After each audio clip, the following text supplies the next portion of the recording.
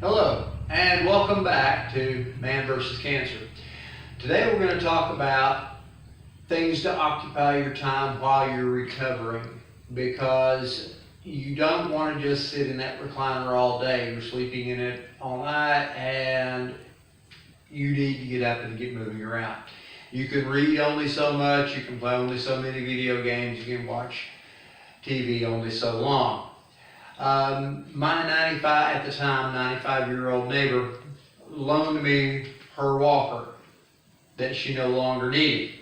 Now, talk about that being a little bit embarrassing and humbling.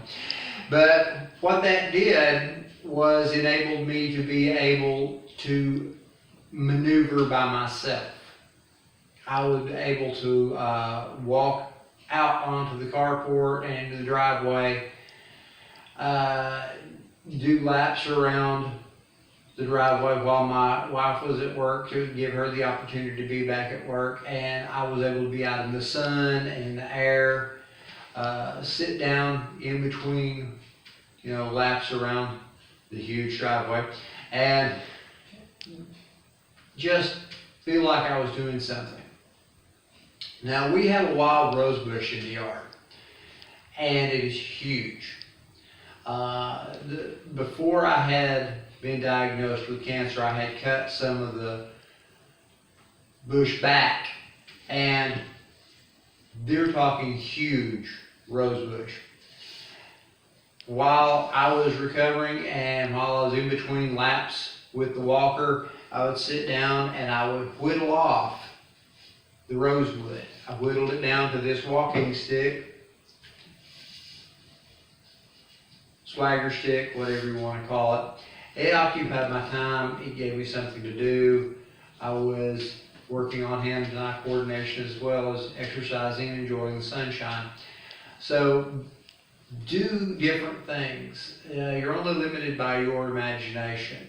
The walker helps with the exercise. It gives you mobility. You can get around by yourself without the fear of falling and making things worse. Remember, you're going to have a catheter when you come home from surgery. Also, prior to surgery, buy oversized jogging pants, several of them, because you're going to be living in those for as long as you've got the catheter in, and probably longer, because not only do you have the catheter, but you're swollen. And as you heal, the swelling goes down, but you're going to have large, loose, baggy clothing, large, oversized t-shirts, so that you can have some shred of dignity. You're dressed, you're up and about, and your family's not having to do laundry every day because you only have the one pair of them. Anything that you can do before the surgery to prepare for it. If you don't happen to have a 95-year-old neighbor with a walker who she doesn't need anymore, get one. Some insurances will pay for it. You have to check on that yourself. But anything you can do that will make it easier for you to begin your recovery after surgery and make it easier on your family to take care of you and help you recover.